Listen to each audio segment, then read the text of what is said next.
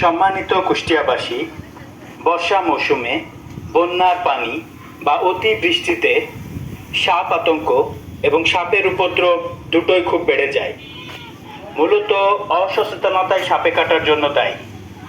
সাপের উপদ্রব প্রতিরোধে করণীয়: আপনার বাড়ির আশেপাশে ঝোপঝাড় পরিষ্কার করুন, মাটির ঘরে ইঁদুরের গর্ত বন্ধ করুন, কার্বলিক অ্যাসিড কিনে বোতল সহ ঘরের কোনাগুলোতে রেখে দিন, ঘরে পর্যাপ্ত আলোর ব্যবস্থা করুন, মেঝেতে ঘুমানো বন্ধ করুন, মশারি টানিয়ে ঘুমের অভ্যাস করুন, চলাফেরার সময় সতর্ক থাকুন, কৃষিকাজ করার সময় পায়ে গামবুট পরে নেওয়া ভালো।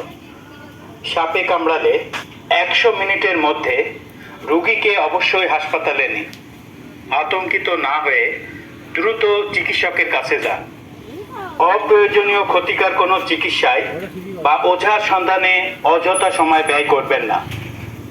একমাত্র সাবধানতাই সাপের কামড় থেকে আপনাকে বাঁচাতে পারে। প্রচারে জেলা তথ্য অফিস, কুষ্টিয়া।